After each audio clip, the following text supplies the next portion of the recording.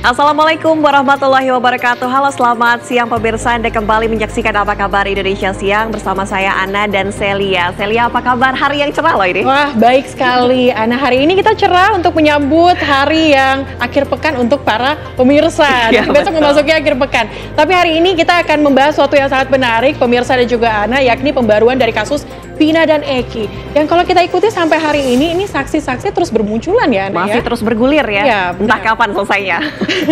Tapi sebelum itu kita akan masuk ke informasi pertama pemirsa. Ini ramai di media sosial, seorang siswi sekolah menengah pertama di Kota Kendari, Sulawesi Tenggara menjadi korban penganiayaan dan perundungan. Iya, pihak sekolah dan juga kepolisian pun bergerak cepat dan juga melakukan pemeriksaan terhadap para siswi yang terlibat.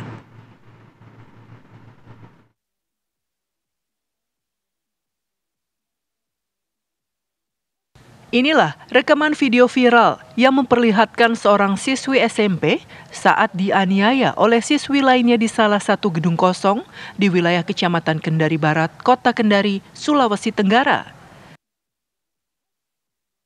Ironisnya, teman-temannya yang ada di lokasi seakan membiarkan, bahkan beberapa di antaranya sengaja merekam hingga videonya viral di media sosial. Buntut viralnya aksi perundungan itu, pihak sekolah dan kepolisian langsung bergerak cepat untuk mempertemukan para siswa tersebut. Kelompok pelajar itu pun diinterogasi kepala sekolah yang selanjutnya digiring ke Polsek Kemaraya untuk dilakukan pemeriksaan.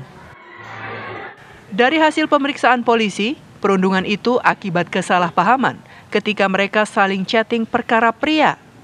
Pelaku yang merasa tersinggung kemudian mengajak korban untuk bertemu. Setelah bertemu, pelaku lalu menganiaya korban. Chat-chatan itu masalah kayak laki-laki toh bagaimana?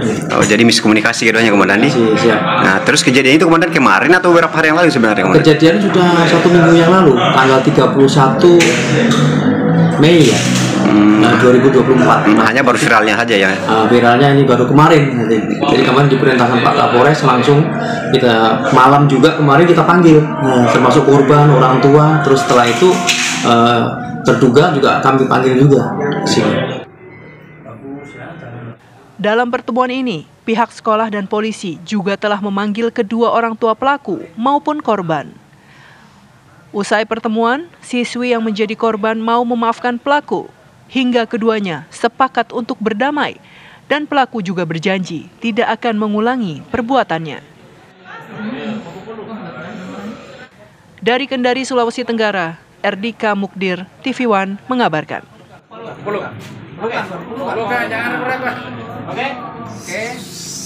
Siap.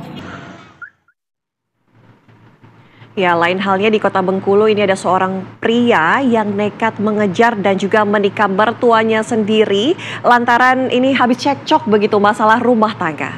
Ya, aksi pelaku ini sempat rekam CCTV dan pelaku sendiri akhirnya berhasil diringkus polisi usai kabur keluar kota.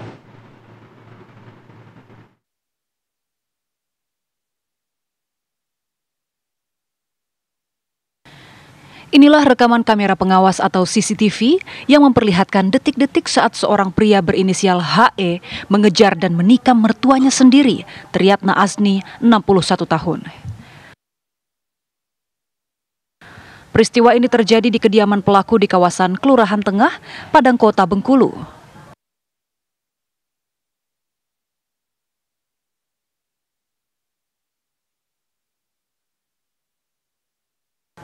Tampak dalam rekaman, korban bersama anggota keluarga lainnya lari keluar rumah dan dikejar pelaku sambil membawa sebilah pisau panjang. Namun korban terpojok lalu ditikam pelaku hingga tersungkur ke jalan. Bahkan pelaku sempat ingin menikam korban kembali, namun korban masih mampu untuk melawan dan berusaha menghindar. Pelaku sendiri langsung kabur pasca kejadian, sementara korban dilarikan ke rumah sakit oleh pihak keluarga dan tetangga yang berada di sekitar lantaran mengalami beberapa luka tikaman di bagian rusuk sebelah kiri.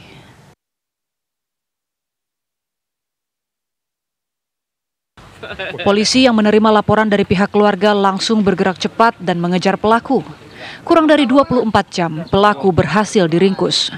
Kepada polisi, pelaku mengaku hilaf menikam mertuanya sendiri karena sebelumnya merasa sakit hati.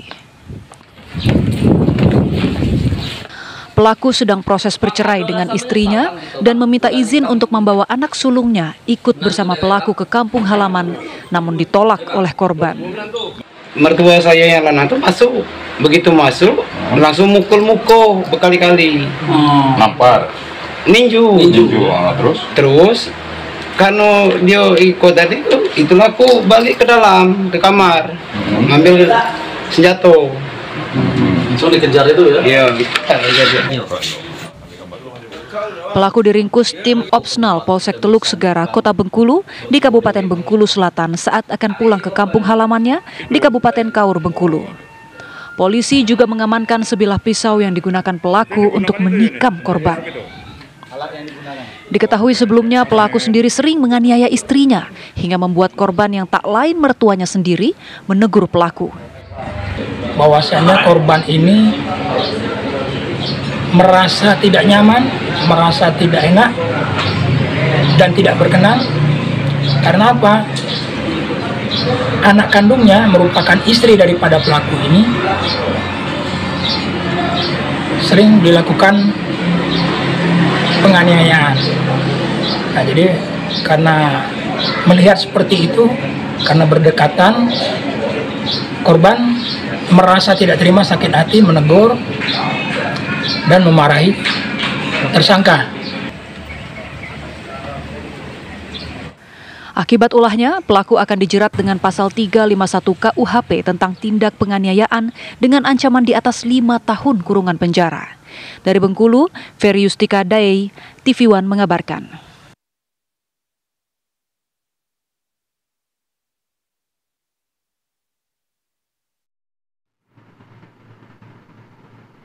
Ya pemirsa, kita ke informasi berikutnya. Informasi berikutnya ini seorang ayah bersama dengan anaknya ini memilih tinggal di gua kawasan makam di Jepara, Jawa Tengah. Ya, mereka ini memilih tinggal di gua sudah selama kurang lebih 2 pekan terakhir dan tidur beralaskan tikar.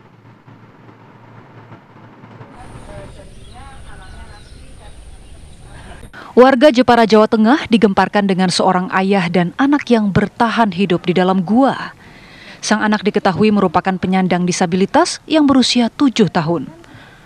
Keduanya tinggal di goa di Kelurahan Ujung Batu, Kecamatan Jepara, tepatnya di kawasan makam umum Ujung Batu. Gua tersebut berada di bawah tebing setinggi 15 meter. Bapak dan anak itu berada di dalam goa dengan ukuran mulut goa sekitar 5 meter. Dari kejauhan mulut gua tertutup tumbuhan yang menjuntai dari atas tebing. Pria paruh baya tersebut bernama Guntur, 48 tahun, warga Ujung Semi, Kecamatan Wedung, Kabupaten Demak. Ia sudah 2 pekan tinggal di dalam gua tersebut, tanpa penerangan dan hanya mengandalkan lilin serta tidur beralaskan tikar. Ia mengaku sudah menggelandang di Kabupaten Jepara selama 2 tahun. Sebelumnya, ia tidur di gudang rongsokan yang lokasinya hanya 20 meter dari gua. Ia menjelaskan tak sengaja menemukan gua tersebut saat berjalan-jalan ke belakang gudang. Dirinya memilih tinggal di gua itu karena tempatnya sejuk dan jauh dari keramaian. Guntur merasa nyaman hidup menggelandang karena tak memiliki rumah. Dirinya tak ingin merepotkan sanak saudara di desanya. Tinggal di sini sebelumnya memang saya sudah gelandangan di Jepara selama 2 tahun. Jadi istilahnya sudah di seluruh Jepara lah. Dan di sini hanya sekitar 2 minggu. Setelah keberadaannya viral, keberadaan Guntur bersama anaknya mengundang keprihatinan sejumlah pihak. Guntur pun dijemput oleh jajaran Polsek Kota Jepara dan Dinas Sosial Pemberdayaan Masyarakat dan Desa pada Kamis kemarin. Lebih kita prihatin kepada anaknya. Masa anak seusia 5 tahun, 6 tahun harus tinggal di tempat yang kurang layak ya. Dia tidurnya tadi terlihat di yang kita lihat secara langsung tidur di bawah tanpa ada pelindung dan lain sebagainya. Riskan terhadap binatang buas, juga riskan terhadap situasi lingkungan yang kurang memadai lah untuk anak seusia itu. Pihak kepolisian bersama Dinsos Permades mengambil langkah untuk menyerahkan pria tersebut ke pihak keluarga karena menolak untuk ditempatkan di Wisma Penampungan. Selanjutnya pihak keluarga bersama perangkat desa menjemput Guntur bersama anaknya untuk kembali ke desa Ujung Semi Demak, tempatnya berasal. Dari Jepara, Jawa Tengah, Galih Manunggal, TV One mengabarkan.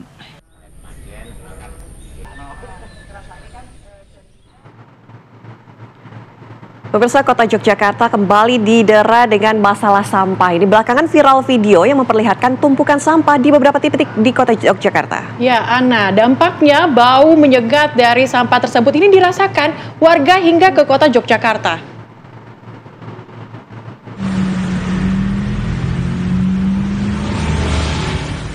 Inilah video tumpukan sampah di beberapa titik di Kota Yogyakarta yang sempat viral di media sosial beberapa hari lalu. Tampak plastik-plastik berisi sampah menumpuk di pembatas jalan sehingga membuat bau dan pemandangan tak sedap. Meski kini sudah dibersihkan, namun sebagian tumpukan sampah masih tersisa di sisi selatan Pasar Demangan. Akibatnya, warga sekitar maupun pengguna jalan merasa terganggu karena bau sampah yang menyengat. Bau banget Mas, hampir tiap hari padahal kemarin. Tiap hari? Iya, sama yang itu sih kalau lewat daerah apa namanya? Balihasa. Itu yang rel sepor. Iya. Terus mana lagi ya Mbak yang? Kalau aku sih sering nemunya di situ ya Mas ya, sama di sini. Ntar kalau itu Jalan Magelang itu juga pernah. Gitu sih, ganggu banget sih Mas. Ini banyak kemarin sampahnya ya? Kemarin pagi sempat banyak, terus siang itu udah hilang. Diambil. Tiap pagi saya masih ada sih Mas. Masih ada. Tiap pagi masih selalu ada. Menyengat Mbak ya? Bau banget, ganggu banget sih Mas. Tumpukan sampah ini menurut warga adalah dampak penutupan TPST Piyungan. Pemkot Yogyakarta sendiri telah mengupayakan 3 lokasi pembuangan sampah, yakni di TPST 3R Karangmiri, Nitikan, dan Kranon yang mampu mengolah sampah 120 ton per hari dari total 200 ton sampah yang dihasilkan Kota Yogyakarta setiap harinya. Dari Yogyakarta, Nuryanto, TV One mengabarkan. Ya pemirsa, dari Yogyakarta kita beralih ke Jambi. Ini 1 dari 2 orang pelaku begal di Kabupaten Tebo, Jambi. Ini menjadi bulan-bulanan warga dan nyaris tewas usai membegal seorang ibu rumah tangga. Sementara 1 orang pelaku lainnya berhasil kabur ke hutan dan hingga saat ini masih diburu oleh polisi. Inilah pemirsa detik-detik penangkapan pelaku begal bernama Toam oleh sejumlah warga yang terjadi di Jalan Lintas Sumatera, tepatnya di Desa Kandang, Kabupaten Tebo, Jambi. Beruntung aksi tersebut bisa dihentikan petugas yang datang ke lokasi. Sebelumnya, pelaku bersama dengan rekannya yang berhasil kabur mencoba membegal Nur Hairani hingga korban terseret saat menyelamatkan barang berharga miliknya. Teriakan korban yang keras didengar warga yang langsung mengejar dan mengepung pelaku. Usai dikeroyok warga, pelaku dan barang bukti berupa sen pirakitan, senjata tajam, dan sepeda motor yang digunakan pelaku dibawa ke Polres Tebo.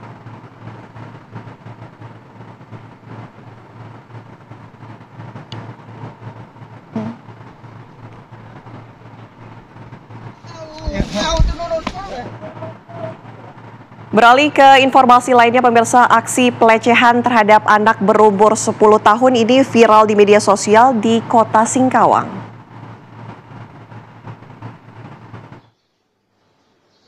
Dalam video amatir berdurasi 40 detik, tampak seorang pria dewasa mendekap dan menggerayangi siswi sekolah dasar di salah satu pematang sawah di Kota Singkawang.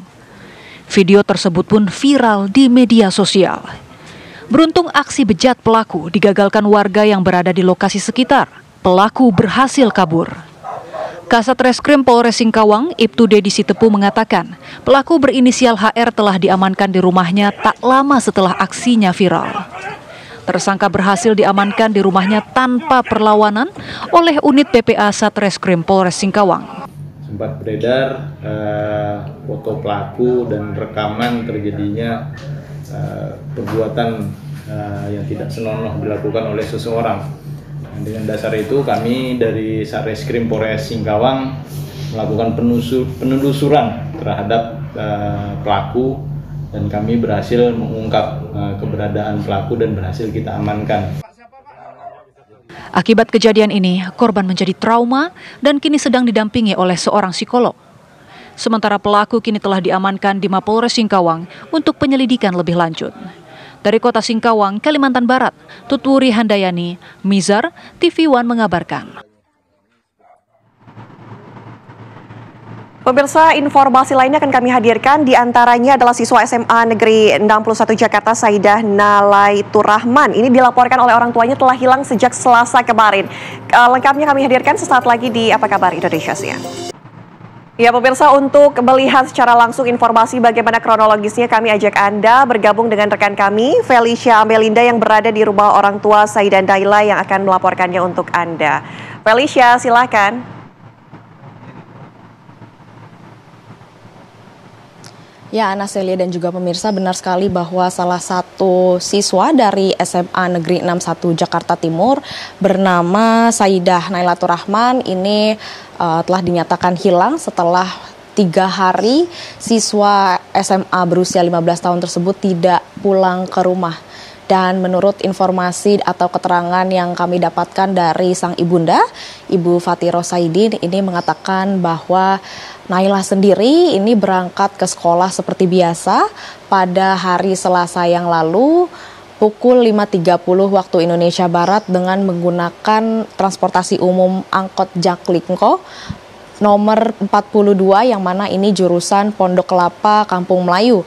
Dan pihak keluarga, orang tua dari Naila sendiri ini sudah melaporkan kasus ini ke Polres Metro Jakarta Timur. Dan saat ini pemirsa, tim TV One sudah berada di kediaman dari Naila yang berada di Pondok Kelapa, Jakarta Timur. Yang mana tadi pada pukul 11.00 waktu Indonesia Barat, ini sebelum dilangsungkannya sholat Jumat, pihak keluarga telah melakukan doa bersama dengan para tetangga untuk mendoakan keselamatan dari Naila sendiri. Dan semoga memang Naila dapat pulang kembali ke rumah dalam keadaan sehat walafiat dan juga selamat. Dan saat ini sudah bergabung bersama saya kedua orang tua dari Naila sendiri, yakni ada Bapak Andri dan juga Ibu Fatiro. Selamat siang Pak Andri dan juga Bu Fatiro. Siang. Oke, baik Pak Andri dan juga Bu Fatiro, sebelumnya mungkin bisa diceritakan kapan terakhir ketemu Naila, kemudian juga kronologinya pada saat itu seperti apa?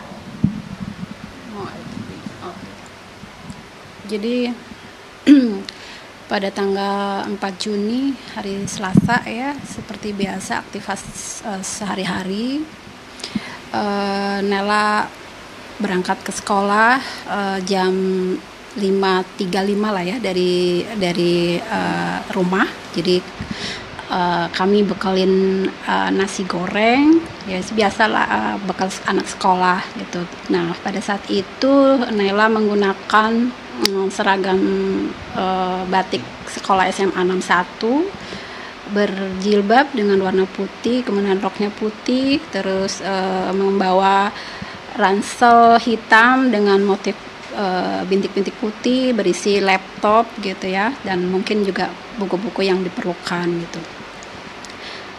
Setiap hari memang Naila sebelum berangkat pasti izin kita dan salim ya, kedua orang tua itu emang tipikalnya Naila begitu, selalu pamit dengan salim sebelum keluar rumah gitu.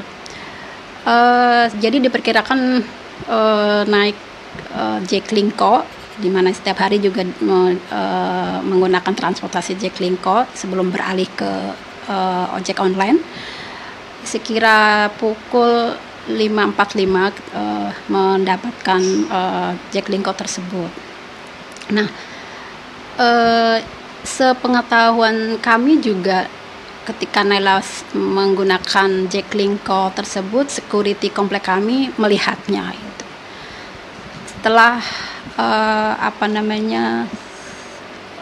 proses belajar, selama proses belajar atau waktu belajar di sekolah, memang saya tidak melakukan komunikasi lihat WhatsApp atau telepon langsung, karena ya emang itu tidak biasa dilakukan kecuali ada hal-hal yang mendesak. Misalnya Naila merasakan kurang sehat, dia lebih dulu memberitahukan ke saya, atau mungkin ada agenda tambahan, dia akan pulang terlambat nantinya, jadi dia memberitahu gitu.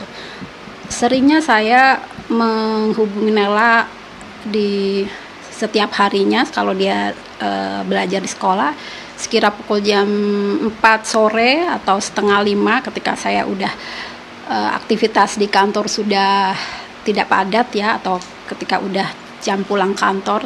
Nah pada saat itu di hari Selasa itu saya hubungi Naila sekitar 4:30 sudah pulang kantor, perjalanan ke rumah. Saya hubungi Naila untuk memastikan Naila sudah sampai di rumah apa belum melalui WhatsApp. Namun tidak seperti biasanya, WhatsApp itu statusnya cuma checklist 1 dan tidak ada respon. Kemudian saya coba hubungin WhatsApp call atau dengan telepon langsung ya, tidak melalui WhatsApp, itu pun tidak ada respon. Artinya sepertinya tidak aktif. Jadi ponselnya tidak aktif gitu. Saya berpikir, oh ini baterainya habis gitu kan, mati, atau mungkin dianya tidur, handphonenya dimatiin gitu kan. Jadi ya saya tidak ada firasat apapun lah gitu ya, ya biasa aja gitu. Setelah sekira jam 6 kurang seperempat lah saya biasanya, atau jam 6 sudah sampai di rumah, namun tidak mendapatkan Naila di rumah. Terus saya bertanya-tanya sih, ini kan udah selesai ujian ya, harusnya kan dia bisa lebih pulang lebih cepat dari biasanya gitu, tapi kok belum pulang gitu. Tapi saya mungkin ada tambahan yang lain, kegiatan yang lain itu, terutama yang sekarang sedang dia ikutin adalah di kepengurusan OSIS di SMA 61. Jadi saya pikir sebentar lagi mungkin ya pulang, atau setidaknya pas maghrib gitu. Sampai dengan maghrib, terus saya sudah selesai sholat, tapi Naila tidak muncul juga. Jadi setelah saya melakukan ibadah sholat sekira jam 6 kurang 25, saya berinisiatif untuk menghubungi ibu guru wali kelas untuk memastikan apakah di sekolah ada kegiatan apa selain belajar mengajar di luar jam belajar gitu ya, sehingga atau kegiatan OSIS atau kegiatan-kegiatan lain yang terkait proyek-proyek siswa gitu ya, sehingga saya bisa memastikan berarti Naila masih di sekolah gitu kan. Dan saya juga beritahu bahwa Naila sampai jam saat saya hubungi ibu guru belum pulang, kemudian handphonenya statusnya mati gitu, tapi tidak langsung mendapatkan respon dari bu guru. Saya tunggu sekira 10 menitan setelah saya berkirim WhatsApp untuk mempertanyakan itu, karena tidak ada jawaban, tapi saya sudah gelisah ya. Saya menghubungin salah satu orang tua murid di kelas yang sama gitu. Saya menanyakan apakah putranya itu sudah pulang atau masih di sekolah, ada kegiatan lain gitu kan. Karena Naila kok jam segini belum pulang, tidak seperti biasanya gitu, mohon infonya mah gitu kan. Nah, si mama bilang, oh iya Dava itu sedang ada di rumahnya Raihan bersama teman yang lain untuk diskusi tentang OSIS. Coba mama tanyakan aja gitu langsung apakah itu juga bersama Naila gitu. Tapi karena saya tidak mempunyai nomor WhatsApp-nya putranya mama gitu, saya minta di-share nomornya. Kemudian saya menghubungin Dava. Saya menanyakan Dava, apakah Dava bareng sama Naila saat ini gitu, apa ikut diskusi gitu. Terus dia bilang, tante Naila tidak bareng kami gitu, dan dari pagi kita nggak melihat Naila nggak ke sekolah. Saya langsung shock dan udah mbak lemes aja ya, udah berpikirannya macam-macam gitu. Tapi saya masih berharap Naila malam itu tetap pulang gitu kan. Masih mungkin memang ada kegiatan yang lain di luar kegiatan OSIS gitu. Masih berpikir positif seperti itu. Dan saya lihat di status WhatsApp saya dengan Ibu Walas masih belum direspon. Saya kemudian menanyakan ke ibu guru yang BK gitu. Jadi dari situ saya terkonfirmasi memang Naila pada tanggal 4 tersebut tidak masuk sekolah dan tidak masuknya itu sama bu gurunya dikira kurang sehat gitu. Jadi memang nggak ke sekolah dan pihak sekolah atau pihak teman-temannya juga tidak menanyakan sih kenapa gitu Naila nggak datang gitu kan. Jadi saya bingung, aduh kemana lagi nih ya. Terus saya berpikir apakah Naila juga masih ada kegiatan atau pertemuan dengan teman-teman di sekolah sebelumnya, karena Naila sebelumnya di SMA Negeri 50. Kemudian saya menghubungi salah satu orang tua di SMA 50 di kelas 10 ya gitu. Saya mencoba menanyakan apakah melihat Naila pada tadi pagi sampai siang gitu. Jadi saya ingin mendapat informasi dari putra-putrinya gitu kan. Terus kemudian saya mendapatkan informasi dari putranya yang orang tuanya saya hubungi itu menyatakan bahwa sepanjang hari itu tidak sama sekali bertemu dengan Naila gitu. Ya, saya makin panik aja gitu ya, makin khawatir nggak karuan gitu. Terus ya udah Ma, terima kasih gitu kan. Tapi saya tidak putus asa, dalam arti tidak ya udah diem manis gitu kan, nggak. Saya langsung minta tolong ayahnya ya coba ke manajemen Jaklingko di poolnya di Pondok Kelapa Village, telusuri siapa tahu memang ada driver yang kebetulan masih mengingat membawa penumpang, siapa tahu masih mengingat penumpang siswa sekolah yang tujuannya memang area Pondok Kelapa ke arah BKT ya, atau jurusan ke Kampung Melayu gitu. Itu sekira pukul jam 9 ya, 9 malam gitu. 9 malam, tapi kemudian balik ternyata kalau mendapatkan rekaman CCTV dan lain sebagainya atau data-data itu kan memerlukan laporan dari pihak kepolisian. Nah, dari situ ya kita nggak santai-santai aja langsung bergerak ke kantor polisi di polisi sektor Durensawit gitu ya. Ayahnya yang berangkat sama kakaknya, sementara saya juga hanya berdoa aja Mbak, berdoa aja semoga keselamatan untuk Naila tetap terjaga gitu ya.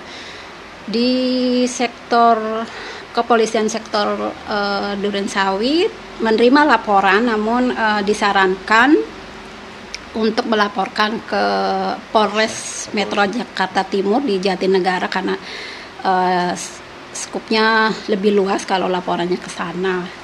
Sempat pulang dulu ke rumah, nyiapin dokumen yang diperlukan lagi gitu ya untuk administrasi, kemudian berangkat lagi. Diterima di sana sekitar pukul jam 10 ya, 10. Namun oleh petugas diinformasikan kalau pelaporan kurang dari 1/24 jam tidak bisa diproses saat itu, sehingga disarankan untuk kembali lagi besok paginya di hari Rabu gitu. Ya sudah, balik lagi ke rumah. Setelah itu kita sepanjang 9-10 tetap ada komunikasi dengan teman-teman Naila yang aktif di OSIS gitu. Nah, ada salah satu dari teman Naila itu yang berusaha melacak lokasi di mana ponsel Naila aktif gitu kan. Kemudian diketahui bahwa ponsel Naila aktif itu sekitar pukul 9 sekian lah pagi itu berada di GOR Kota Bekasi, Gedung Olahraga Kota Bekasi. Makanya kemudian teman-teman Naila berinisiatif untuk langsung survei ke sana gitu.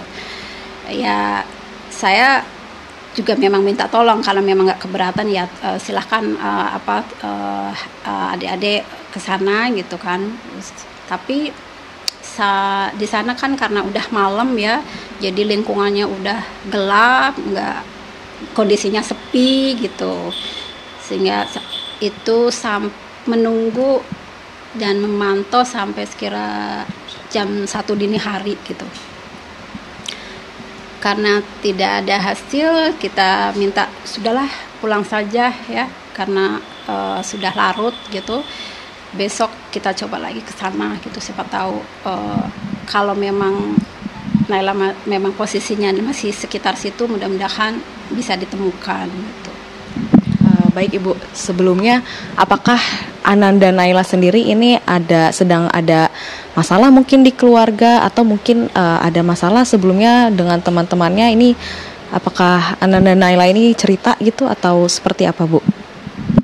Kalau di keluarga sih kita merasakan tidak ada problem ya, hubungan keluar ayah bunda ke Naila, terus kemudian dengan kakak gitu. Saya juga sempat nanyain kakak yang pertama, tidak ada problem ya, tidak ada maksudnya marah atau apa atau bertengkar, itu nggak ada. Cuman memang beberapa minggu sebelumnya Naila pernah mengeluhkan bahwa dia capek dengan aktivitas di sekolah yang cukup padat gitu. Itu aja sih. Terus saya bilang ya, kalau memang capek kamu tidak perlu banyak aktivitas eskul gitu, cukup pilih salah satu mana yang kira-kira kamu nyaman di situ gitu. Jadi memang Naila itu cukup aktif ya di Rohis, kemudian juga dia ditugasin di media dan informasi. Jadi kadang-kadang dia diminta untuk mendesain yang dipublikasikan, mengedit video gitu, seperti itu. Ditambah lagi terakhir itu 2 bulan terakhir dengan kepengurusan OSIS yang baru. Jadi mungkin itu yang membuat dia merasakan capek. Jadi kalau konflik dengan teman-temannya memang saya tidak bisa memastikan, karena Naila juga nggak pernah cerita bagaimana hubungan dengan teman-temannya gitu. Siapa yang kira-kira sangat dekat, yang kira-kira Naila nyaman untuk berbagi cerita itu tidak pernah share gitu.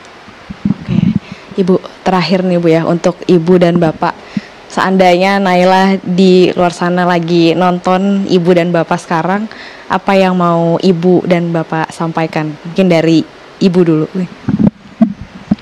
Yang jelas, karena udah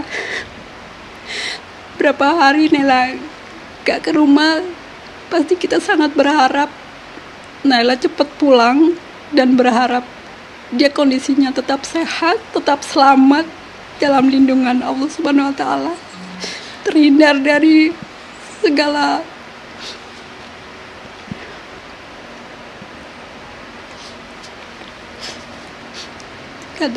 segala gangguan maupun bahaya buat fisiknya dia ya.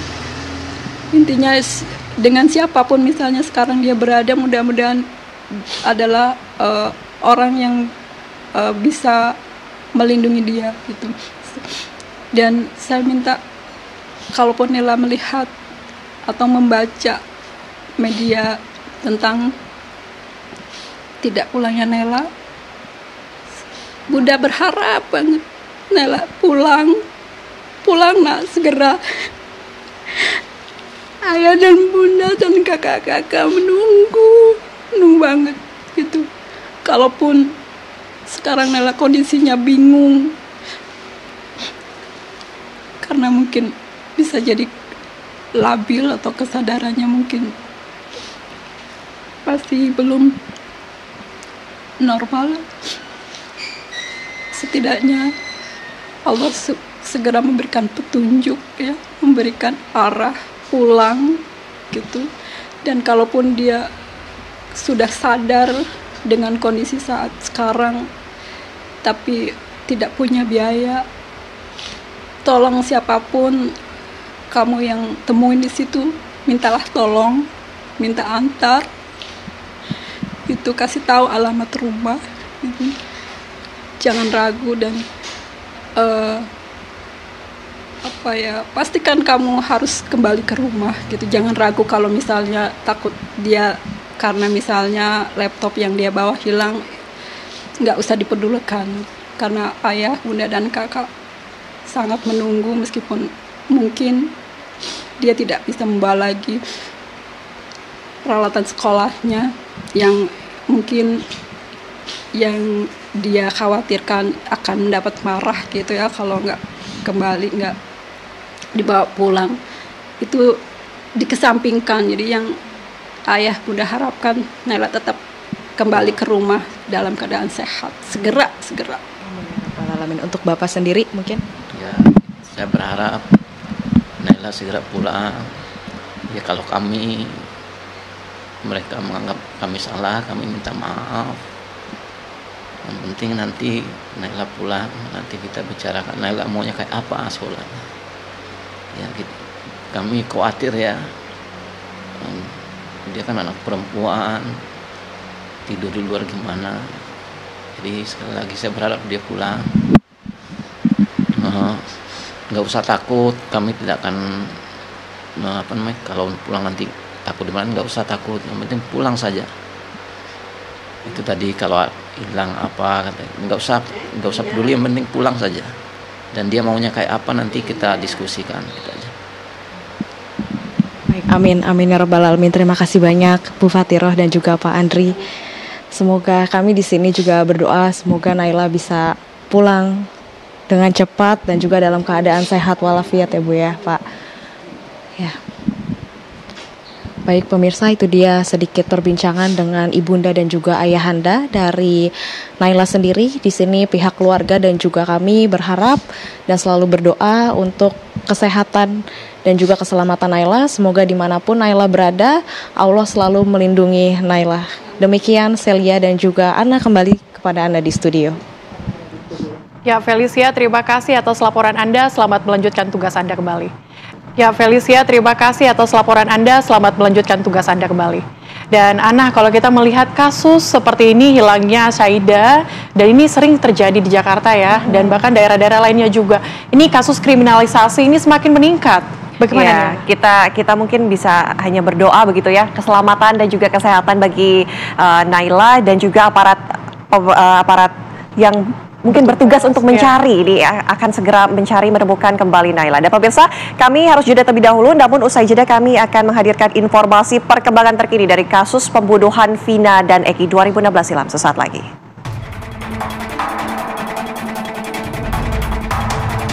Kasus pembunuhan dua sejoli Vina dan Eki di Cirebon kembali mendapat sorotan publik.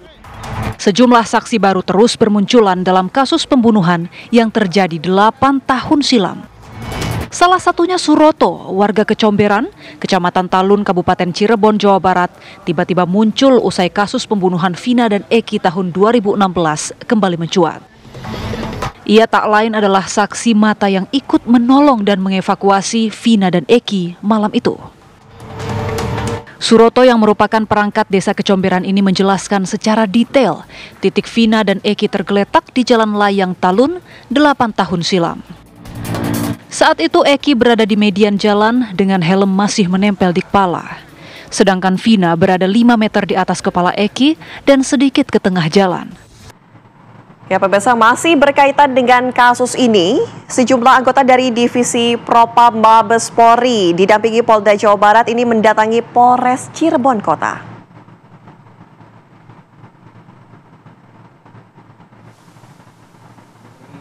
Ya, terlihat di lapangan Polres Cirebon Kota berderet sejumlah kendaraan roda 4 berplat B dan D yang diduga merupakan mobil dari Propam Mabes Polri dan Polda Jawa Barat. Propam Mabes Polri dan Polda Jawa Barat tiba di Polres Cirebon Kota Kamis siang. Informasi yang didapatkan dari tim lapangan Propam Polri didampingi oleh Polda Jawa Barat melakukan pemeriksaan terhadap kasus kematian Vina dan Eki pada 2016 silam. Hingga malam ini, terlihat mobil patwal dan beberapa kendaraan roda 4 masih terparkir dalam Polres Cirebon Kota.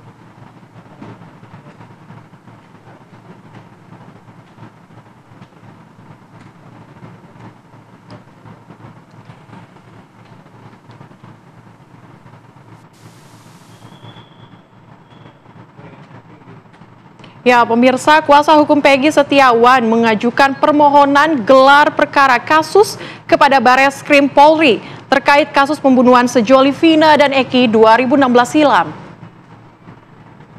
Ya.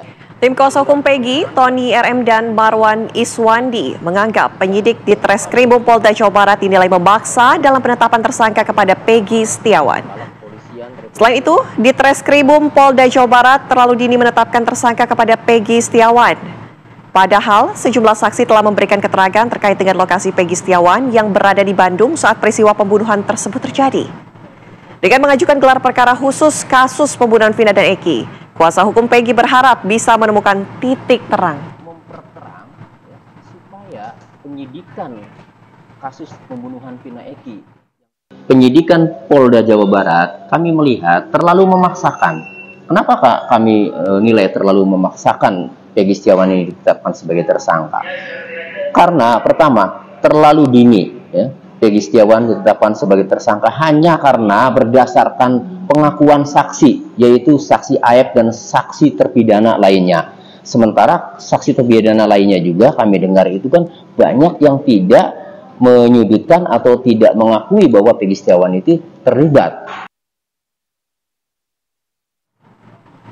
Ya pemirsa, usai jeda kami akan ajak Anda mendengar langsung kesaksian dari Suroto, seorang yang pertama kali menemukan jasad Eki dan juga Vina pada saat kecelakaan 2016 silam. Sesaat lagi di Apa Kabar Indonesia Siang. Ya pemirsa, terima kasih masih bersama dengan kami di Apa Kabar Indonesia Siang. Saat ini kita sudah hadirkan secara virtual Pak Suroto yang merupakan saksi mata di kejadian Vina dan Eki di Cirebon pada tahun 2016 silam. Sudah hadir bersama dengan kami secara virtual.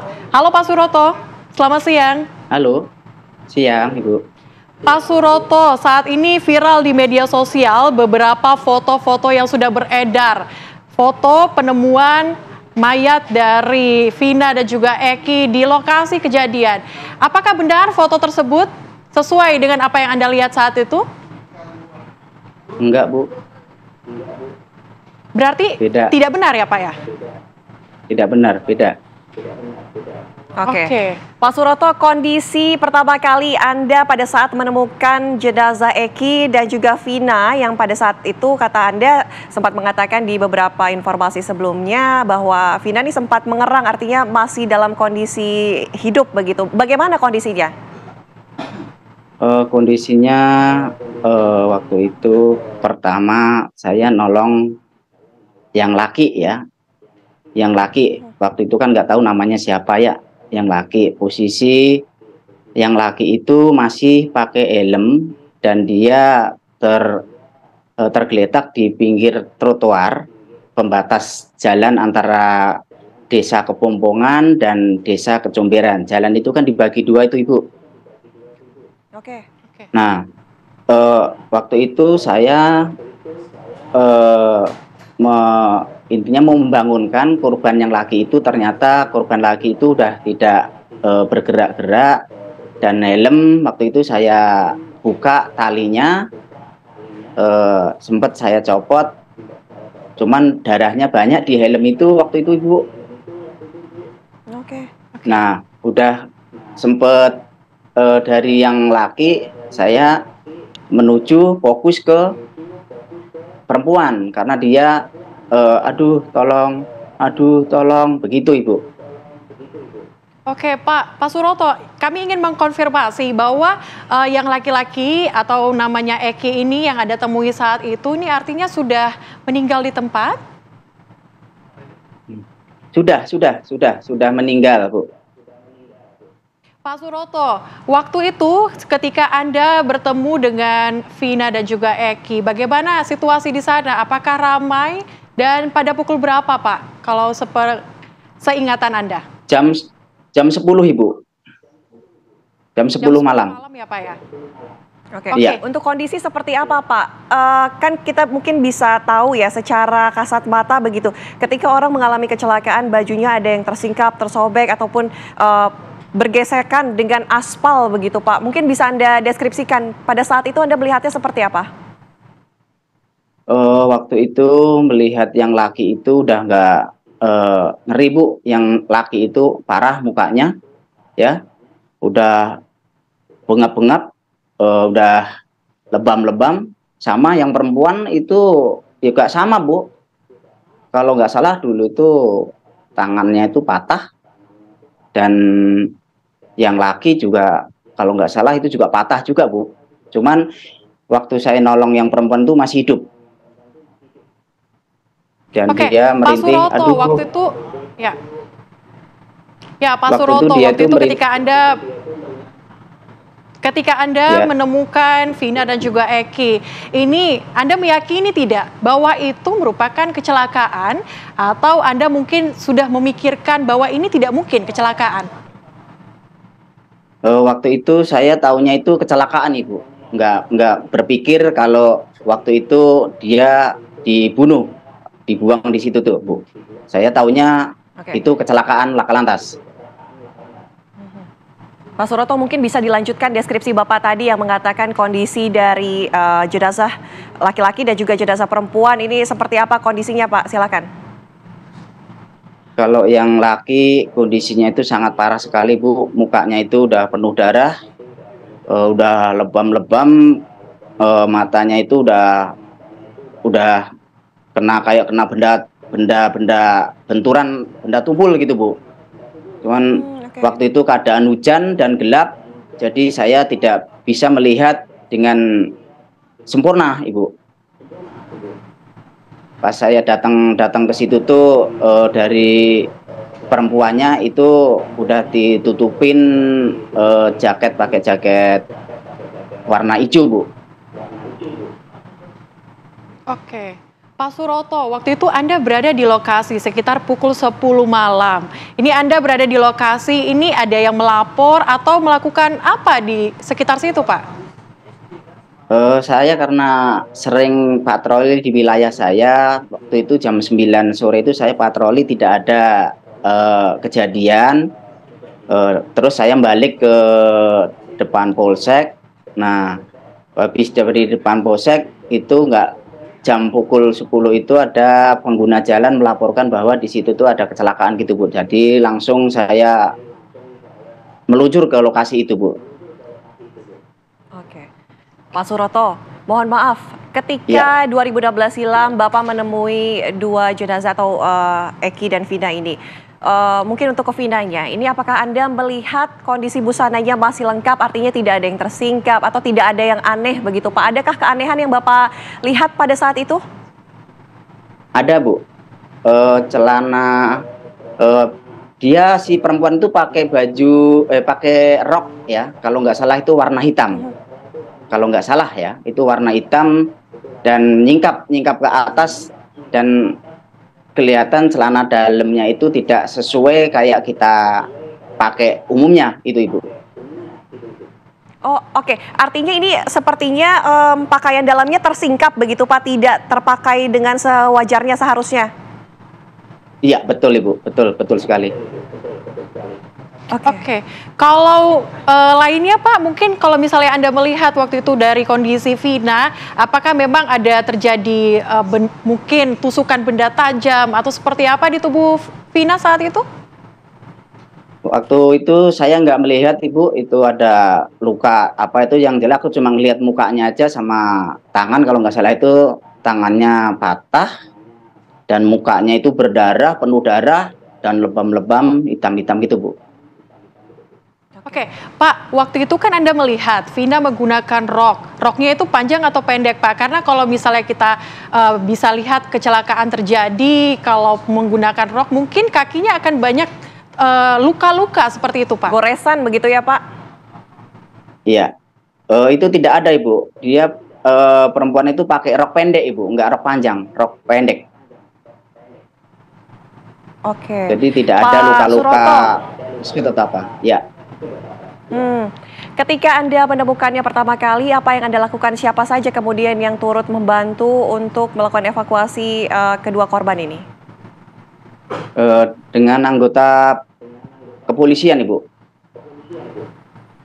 Berarti ketika Bapak bertemu, menemukan ada Vina dan Eki di situ, Bapak langsung menelpon untuk meminta bantuan seperti itu, Pak? Iya, betul. Berarti Bapak sendiri saat itu? Pertama sendiri sama orang pengguna jalan, cuman pengguna jalan itu tidak membantu, Bu. Nggak ada yang membantu, nggak ada yang mau megang korban. Oke, berarti Pak, waktu itu ketika Bapak bertemu dengan Vina dan Eki dalam kondisi seperti tadi, ini artinya waktu itu keadaan jalan seperti apa, Pak? Ramaikah atau orang-orang tidak berani untuk mendekat, seperti apa, Pak? Rame, Bu. Rame, karena waktu jam 9, jam 10 itu waktunya orang pulang kerja, Bu. Oke, jam Karena pulang kerja. posisi waktu, Mas Roto, apakah ya Anda posisi sempat itu melihat? Silakan, Pak. waktu itu posisi diiringi dengan hujan, Bu, hujan deras. Oke, Mas Suroto, apakah Anda sempat melihat ada mungkin saja gerombolan geng motor yang kemudian melintas di sana atau sempat berhenti di titik penemuan kedua korban ini, Pak? Oh, tidak ada, Bu, tidak ada. Dari yang saya lihat di situ kerumunan masa yang pengguna jalan itu, Bu, pada berhenti, terus jalan berhenti jalan gitu, Bu. Oke, untuk tempat rekonstruksi sendiri Pak, ini apakah sama dengan lokasi tempat Bapak menemukan? Karena kalau kita bandingkan dengan film, tampaknya ini berbeda ya Pak? Jauh sekali, Bu, jauh sekali, tidak benar. Oke Pak, Pak ini artinya ada kejanggalan ya Pak dengan prarekonstruksi yang sudah dilakukan oleh pihak kepolisian, kemudian juga foto yang sudah beredar di media sosial, kemudian juga dengan apa yang dilihat sama Pak Suroto saat itu tuh berbeda jauh ya Pak? Berbeda, Bu. Oke. Artinya apa Pak perbedaannya antara rekonstruksi dan juga penemuan pertama ini? Maka saya itu melihat rekonstruksinya itu juga ketawa, Bu. Cuman saya tidak menampilkan gitu, tidak menampil, oh itu salah, itu enggak. Saya cuma ketawa aja, enggak bilang-bilang ke orang-orang, oh itu salah, enggak, Bu. Diem aja saya, Bu. Oke, Pak Suroto, kalau misalnya tadi sempat Bapak mengatakan ini berbeda lokasinya, boleh diceritakan Pak, berbedanya itu seperti apa Pak? Berbedanya itu karena si korban laki dengan korban perempuan itu jaraknya kurang lebih itu 5 meter. Korban perempuan dari trotoar itu kurang lebih 2 meter ke jalan tengah, Ibu. Kalau si laki kan nempel di trotoar itu, Bu. Dan lokasi dan posisi perempuan sama motor itu kurang lebih 6 meter, Bu. Oke, Pak Suroto, kami juga ingin tahu ketika jenazah Eki dan juga Vina ini sudah diantarkan ke rumah sakit, lantas apa yang kemudian dilakukan oleh warga sekitar atau yang berada di sana, ataukah langsungkah ada olah TKP yang digelar di sana, Pak? Waktu itu nggak ada, Bu. Saya langsung ke Polsek Talun, bawa motor langsung menuju ke Rumah Sakit Gunung Jati, Bu. Oke, Pak Suroto, artinya setelah kejadian tersebut, setelah dibawa ke rumah sakit, kemudian beberapa hari setelahnya Bapak mendengar itu merupakan pembunuhan, kejadian pembunuhan. Ini apakah Bapak mungkin dimintai keterangan untuk menunjukkan lokasi kejadian tersebut, penemuan mungkin? Iya, Bu. Seling 3 atau 4 hari, Bu. 3 atau 4 hari saya di Polsek lagi diajak untuk menunjukkan lokasi penemuan korban. Saya tunjukkan di tempat kejadian, Bu, TKP pertama. Oke, Pak Suroto, waktu itu Anda mengatakan dibantu oleh salah seorang polisi untuk menggotong Vina dan juga Eki ke rumah sakit. Bapak masih ingat mungkin namanya siapa, Pak? Namanya Bapak Suja, Bu, sama Pak Haji siapa Ibu ya? Lupa, Bu, yang satu, Bu. Berarti ada 2 orang ya, Pak ya? Iya. Oke. Pak Suroto, ini kami juga mendapatkan informasi. Pak Suroto katanya meminta dari LPSK untuk membantu Bapak, itu betul tidak, Pak? Iya, Bu. Oh, ada intimidasi, Pak, yang didapatkan? Takutnya, Bu, takutnya. Karena keluarga saya belum ada, Bu, belum ada. Oke, berarti Bapak ini ke LPSK ini untuk berlindung seperti itu Pak ya? Sehingga nantinya tidak Betul, ada Ibu. orang mungkin ya intimidasi seperti tadi mungkin terjadi ke Bapak, seperti itu Pak? Betul Ibu, betul. Oke. Baik, Pak Suroto terima kasih ya sudah bercerita di Apa Kabar Indonesia Siang. Kami juga harapkan kasus ini segera selesai, pihak aparat kepolisian kembali menutup kasus ini dengan keadilan setegak-tegaknya. Terima kasih Pak Betul, Suroto Ibu. sudah bergabung bersama kami. Amin Ibu. Terima kasih Ibu. Ya pemirsa, Apa Kabar Indonesia Siang masih akan kembali dengan informasi lainnya. Ya pemirsa, terima kasih masih bersama kami di Apa Kabar Indonesia Siang. Ini sejumlah warga diduga menggelar rangkaian ibadah haji di Gunung Bawakaraeng di Goa, Sulawesi Selatan. Video haji Gunung Bawakaraeng yang beredar kini viral di media sosial. Ya, rekaman video ini pemirsa memperlihatkan sejumlah pria dan ibu-ibu turun gunung dengan melewati tebing usai diduga menggelar rangkaian haji di Gunung Bawakaraeng di Kecamatan Tinggi Moncong, Kabupaten Goa, Sulawesi Selatan. Aksi berbahaya ini dilakukan oleh sejumlah warga karena diduga sebagai rangkaian haji yang harus dilalui saat berhaji di Gunung Bawakaraeng. Video berdurasi 57 detik ini kemudian viral di media sosial. Pada tahun lalu pemirsa, MUI Kabupaten Goa bersama pemerintah Kecamatan Tinggi Moncong sepakat untuk menutup jalur pendakian haji Gunung Bawakaraeng karena keluar dari ajaran agama Islam. Namun belakangan diketahui haji Gunung Bawakaraeng diduga kembali dilakukan warga sekitar karena dianggap sebagai warisan leluhur.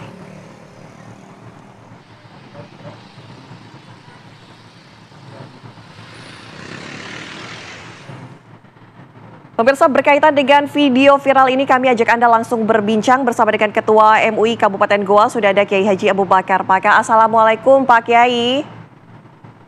Waalaikumsalam warahmatullahi wabarakatuh. Pak Kiai, videonya sudah viral ini Pak, naik haji di gunung. Nah, temuan dari MUI sendiri seperti apa Pak sejauh ini?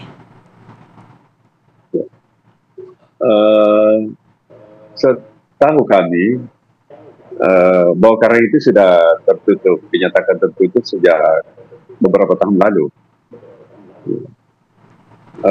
Dan gambar itu, foto itu, apakah itu baru atau lama? Dan kalau sekarang ini kan hari puncak haji itu belum. Ya. Jadi kalau misalnya yang kelihatan mendaki itu katakan berhaji, itu belum, itu tidak tepat. Ya. Karena puncak haji itu masih ada sekitar 10 hari ya ke depan. Jadi Pak Kiai, kalau tradisi naik haji di Gunung Bawakaraeng ini Anda melihatnya seperti apa? Apakah kemudian memang bisa dijadikan sebagai tradisi? Ini tidak keluar dari ajaran agama? Oh, itu tidak ada itu dalam agama, itu tidak ada berhaji ke tempat lain. Haji itu hanya Mekah saja. Ya, sehingga dalam definisi haji dikatakan haji itu adalah amalun mahsusatun, amalan-amalan khusus. Wada fi zamanin mahsusin wa makanin mahsusin ala wajhi mahsusin. Amalan-amalan khusus itu, ya amalan haji tadi, itu dilaksanakan dalam waktu tertentu, di tempat tertentu, dan dengan cara tertentu. Waktu tertentu itu yang memang di musim haji, bulan haji. Sekarang ini waktunya memang. Tetapi puncaknya itu ada 8, 9, 10, 11, 12, 13. Itu hari puncak amalan haji. Ya. Kemudian tempatnya itu hanya di Mekah. Hanya Baitul Haram.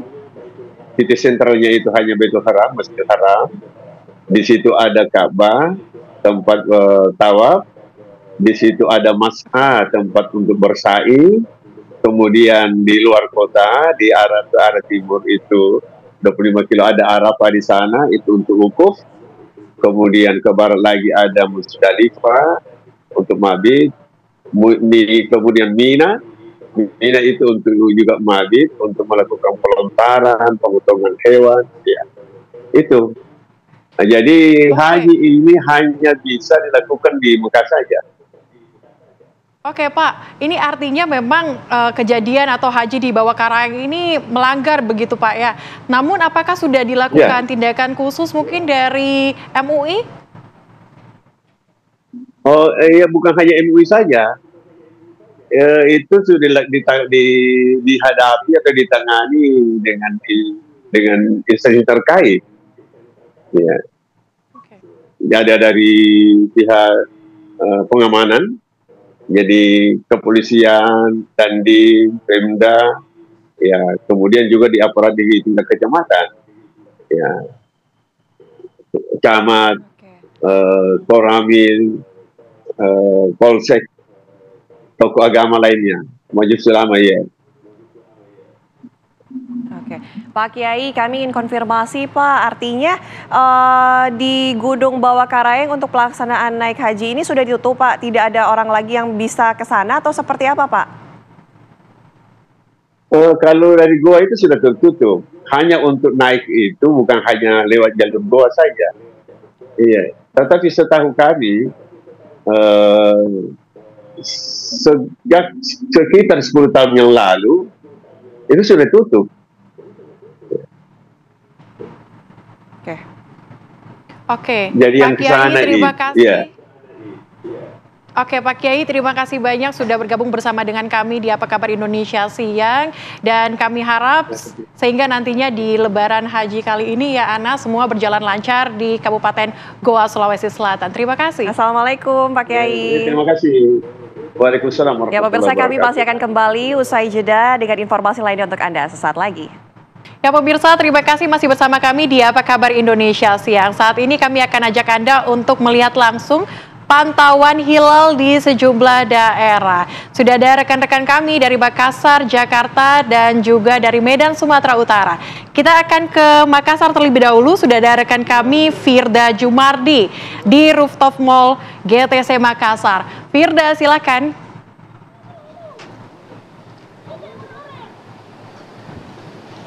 Ya pemirsa, Kemenak Sulsel ini melaksanakan pemantauan Ruqyat Hilal awal bulan Zulhijjah 1445 Hijriah ini di rooftop Mall GTC Kota Makassar yang berada di Jalan Metro Tanjung Bunga. Di Sulawesi Selatan sendiri ini ada 2 titik pemantauan hilal. Yang pertama ada di Kabupaten Selayar dan kemudian juga yang kedua ini di tempat saya melaporkan yaitu di rooftop Mall GTC Kota Makassar. Persiapan pemirsa telah dimulai sejak pukul 15.00 waktu Indonesia bagian tengah tadi. Ini bisa dilihat pemirsa, persiapan demi persiapan telah dilakukan seperti mempersiapkan teleskop untuk kemudian nanti memantau hilal pada pukul 16.30 waktu Indonesia bagian tengah. Selain teleskop pemirsa, ini juga dipersiapkan komputer atau laptop untuk kemudian nanti apa yang dilihat dari teleskop ini bisa langsung dilihat di laptop agar bisa nampak apa yang terlihat dan kemudian nanti akan disimpulkan.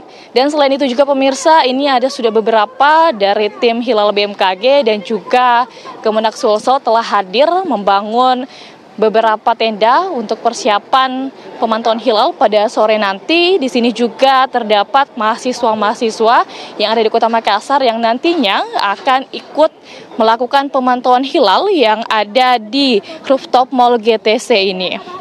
Pemirsa, untuk pemantauan hilal di rooftop Mall GTC Makassar ini memang menjadi pilihan untuk memantau hilal karena tingkat penghalang dan hambatannya sangat rendah sehingga beberapa tahun terakhir ini memang menjadi titik pemantauan di Sulawesi Selatan. Dan sebelumnya memang Kanwil Kemenak Sulsel ini bersama BMKG Wilayah 4 Makassar ini telah melakukan survei di lokasi ini untuk memastikan apakah rooftop Mall GTC ini masih cocok untuk dilakukan tempat pemantauan hilal pada hari ini. Dan pemirsa, setidaknya ada beberapa organisasi yang akan ikut terlibat langsung, di mana ini Kanwil Kemenak Sulsel memang mengundang, ada seperti tim Badan Hisab dan Ruqyat Sulsel, kemudian juga ada pengurus wilayah Nahdlatul Ulama Sulsel, kemudian ada pengurus Muhammadiyah, Lembaga Dakwah Islam Indonesia, pengurus Pusat Ikatan Masjid Musala Indonesia, Muttahida, dan juga pengurus besar Dakwah Wal Irsyad dan Wahda Islamiyah pemirsa. Dan nanti ini pada pukul 16.30 waktu Indonesia bagian tengah, ini tim hilal akan melakukan pemantauan hilal pemirsa. Kita akan tunggu bagaimana kesimpulan dari pemantauan hilal ini. Kita akan tunggu pemirsa dan saya akan laporkan dan update kembali bagaimana pemantauan hilal di Kota Makassar ini yang akan memang dimulai pada pukul 16.30 waktu Indonesia bagian tengah nantinya. Demikian dulu laporan dari Makassar, saya kembalikan ke Jakarta. Baik, laporan langsung Firda Jumardi dari Makassar. Kita beralih ke Jakarta. Sudah ada rekan kami Atika Harahap yang akan mengabarkan persiapannya saat ini seperti apa. Atika, silakan. Ana, Celia dan juga pemirsa, benar sekali saat ini saya sedang berada di gedung kantor wilayah Kementerian Agama Provinsi Jakarta yang berlokasikan di Jatinegara, Jakarta Timur, yang mana ini menjadi salah satu titik lokasi pantauan hilal yang akan berlangsung sore hari ini. Yang mana untuk berlangsungnya pantauan hilal ini nanti akan dilakukan di lantai 7 Gedung Kanwil Kemenak, dan situasi di saat ini masih kondusif pemirsa. Memang sudah ada terlihat persiapan peletakan alat-alat yang nantinya akan digunakan untuk menentukan bulan baru Zulhijjah dan juga Idul Adha 1445 Hijriah.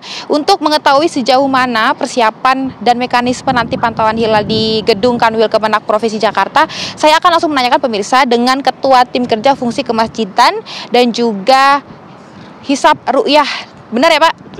Betul. Bapak izin dengan Bapak siapa? Pak Muhammad Reza. Pak Muhammad Reza, kita mau menanyakan, nanti ini di sini di Kanwil Kemenak Provinsi Jakarta ini persiapannya sudah sejauh mana nih Pak?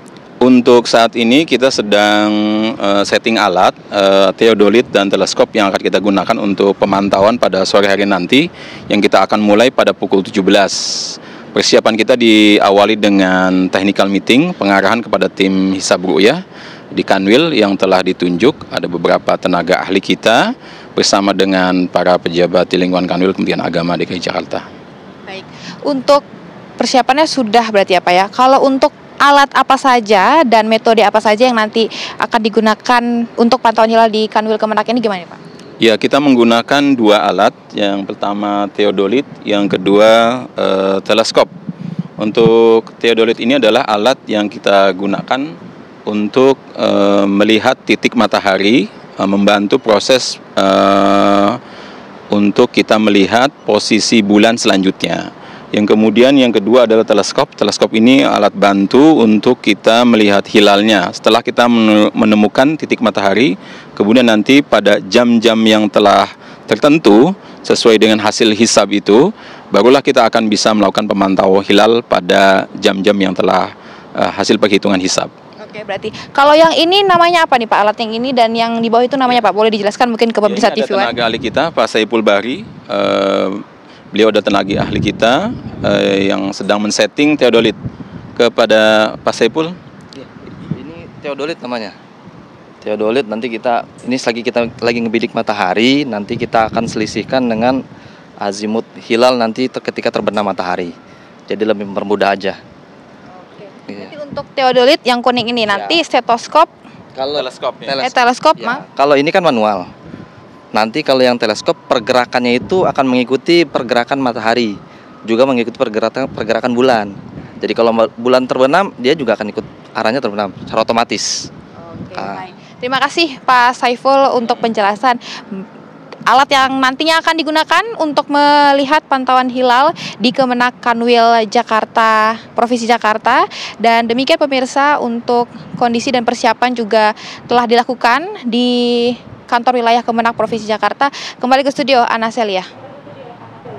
Ya, Atika Harahap, terima kasih atas laporan Anda, dan juga pemirsa, kita masih akan mengajak Anda untuk memantau hilal di daerah lainnya, yakni di Medan, Sumatera Utara. Usai jeda.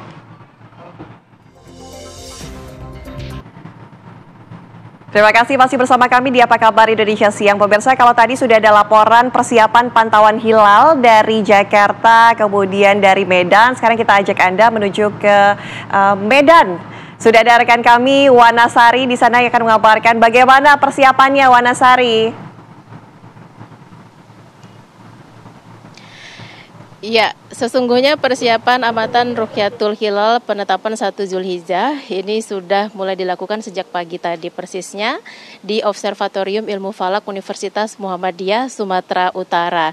Dan cuaca di Kota Medan hari ini juga terlihat begitu cerah dan mudah-mudahan ini tidak akan mengganggu puncak pengamatan Rukyatul Hilal yang akan berlangsung pada petang nanti di kampus ini, persisnya di Observatorium Ilmu Falak Universitas Muhammadiyah Sumatera Utara.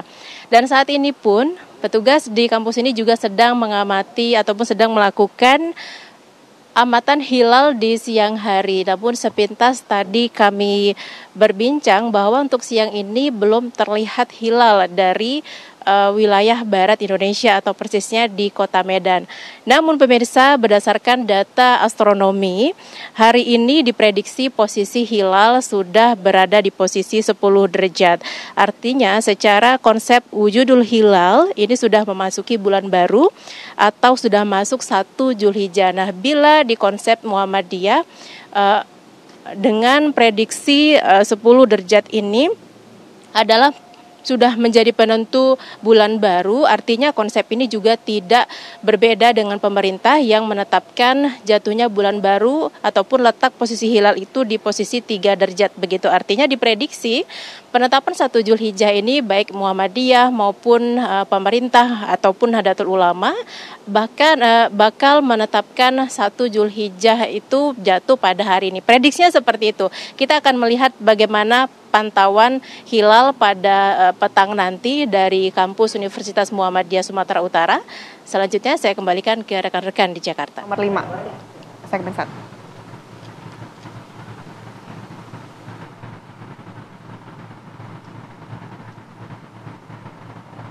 Ya, terima kasih dari Medan, Sumatera Utara atas pantauan hilalnya. Dan kami masih akan kembali, apa kabar Indonesia? Saya akan kembali usai jeda.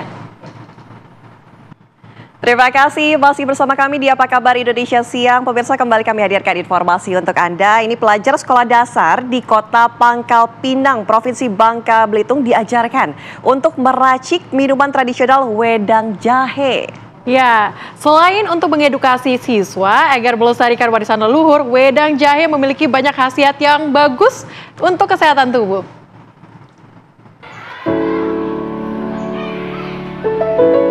Jahe yang berkhasiat menghangatkan tubuh dipadu dengan aneka rempah-rempah sangat cocok dinikmati di musim hujan seperti saat ini. Di Pangkal Pinang, ratusan siswa sekolah dasar dengan didampingi orang tuanya diajarkan meracik jahe jadi minuman sehat yang bermanfaat untuk tubuh. Untuk mengolah minuman tradisional ini diperlukan jahe merah, serai, gula merah, kayu manis, dan garam. Sebelumnya, anak-anak yang didampingi oleh gurunya ini memanen jahe di kebun sekolah. Jahe ini pun mereka tanam sejak 8 bulan lalu. Usai dipanen, jahe dibersihkan dan diiris-iris atau digeprek lalu direbus. Untuk menambah cita rasa ditambahkan pula serai, kayu manis, garam, dan gula merah. Lalu tunggu beberapa saat hingga air mendidih. Setelah itu angkat dan tuangkan ke dalam gelas atau botol. Wedang jahe hangat pun siap dinikmati. Murid-murid ini pun tampak begitu senang membuat wedang jahe karena ini merupakan pengalaman pertama mereka membuat wedang jahe. Alicia hari ini bikin wedang jahe dengan teman-teman. Tadi saya memotong-motong dan mengiris-iris dan memotong juga. Saya sangat senang bisa membuat wedang jahe. Kegiatan membuat wedang jahe ini salah satu dari proyek P5 yang merupakan implementasi dari kurikulum Merdeka. Dalam kegiatan ini, sekolah menghadirkan narasumber pelaku UMKM yang memproduksi jamu tradisional untuk memberikan contoh kepada anak-anak cara membuat wedang jahe. Di sini kami mengajak anak-anak belajar secara langsung dan memang di kurikulum Merdeka itu harus ada proyek yang kami buat. Jadi di sini kita mengharapkan anak-anak itu dapat memiliki profil pelajar Pancasila gotong royong. Jadi mereka di sini kerjasama, kemudian kreatif. Nanti hasilnya itu akan dibuat di dalam botol yang dikemas buat minuman. Manfaat jahe bagi kesehatan itu sendiri itu salah satunya itu bisa menurunkan berat badan. bisa untuk menghangatkan tubuh dan mengontrol gula darah yang berlebih. Dan yang disampaikan untuk adik-adik hari ini itu adalah menanam, memanen, dan membuat wedang jahe. Kegiatan ini bertujuan mengenalkan manfaat dan cara budidaya jahe kepada anak-anak sejak dini. Selain itu juga diharapkan mengasah kemampuan wirausaha anak-anak untuk berinovasi membuat minuman sehat yang berasal dari rempah-rempah khas Indonesia. Dari Pangkal Pinang, Bangka Belitung, Friendly Primadana, TV One mengabarkan. Ana suka durian tidak? Suka. Emang Celia punya info? Nah, ini ada informasi yang unik nih, ada durian pelangi di Banjarnegara, Jawa Tengah. Uniknya, biasanya kalau Ana makan durian tuh warnanya kan kuning. Kali ini warnanya berbeda. Kita simak informasi berikut ini.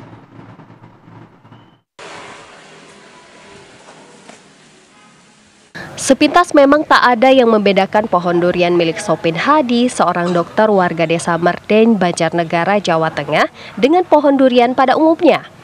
Perbedaannya baru tampak saat durian dibelah dan dagingnya berwarna-warni bak pelangi, dengan rasa legit dan manis yang menggoyang lidah. Durian ini merupakan hasil persilangan alami durian Manokwari dengan durian Musangking import. Warna-warni durian ini diperkirakan terjadi saat penyerbukan bunga karena lokasi pohon yang berdekatan. Durian pun memiliki ukuran tak terlalu besar dengan rasa seperti mentega susu yang membuat penikmatnya ketagihan. Setelah lebih dari 5 kali berbuah, akhirnya pemilik kebun memberi nama buah ini durian Musangking Pelangi. Durian apa, Pak? Durian pelangi dari lokal, dari Manokwari. Dengan musangking dari import. Sehingga kawin persilangan alami menimbulkan durian varietas baru yang namanya Musangking Pelangi. Karena keunikan rasa dan keistimewaannya, harga durian Musangking Pelangi pun cukup tinggi. Dijual dengan kisaran Rp200.000 per kilogramnya. Oh iya, warna aku baru pernah lihat juga itu kalau durian itu ada warna pelangi itu, kayaknya satu-satunya kayaknya lo ya di Indonesia kayaknya lo. Pohon durian ini pun dapat berbuah setiap saat dan tak mengenal musim. Rata-rata setiap panen menghasilkan 30 hingga 50 buah durian. Dari Banjarnegara, Jawa Tengah, Ronaldo Bramantio, TV One mengabarkan.